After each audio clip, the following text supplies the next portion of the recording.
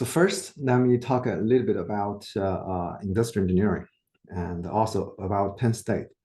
So Penn State IE is the nation's first academic department and BS curriculum in industrial engineering, and established in 1909 and housed in the main engineering. And as you can see here, our founding department head, Hugo Daimer, was a national recognized advocate of managerial training for engineers.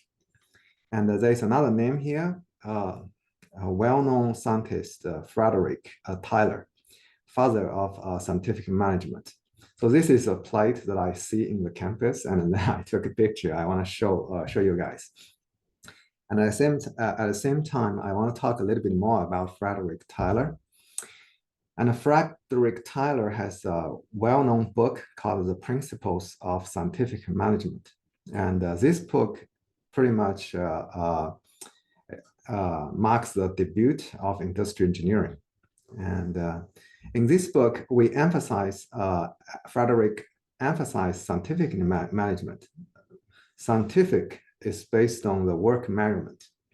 A lot of timing studies measure the human operators, measure the products, and measure the process. And but the sensors and how we do the measurement are different 100 years ago and nowadays. And so at the current moment, we have extraordinary capability to do the sensing. So my lab, here's the introduction of my lab, complex systems lab, focus on manufacturing and healthcare applications and manufacturing machines and human heart. And the human heart is also a biomechanical machine and pumping the blood, and also has electric activities.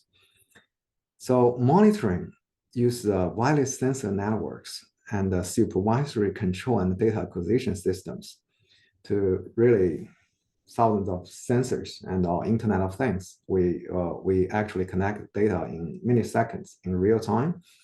So the extraordinary capability to do the sensing and give us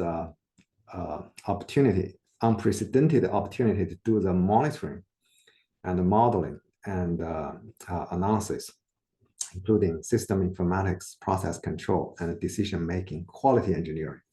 So specifically why I have quality innovations today, because focus on the quality and reliability improvement. Definitely the sensor also provides data for computer modeling, experiments, and simulation optimization.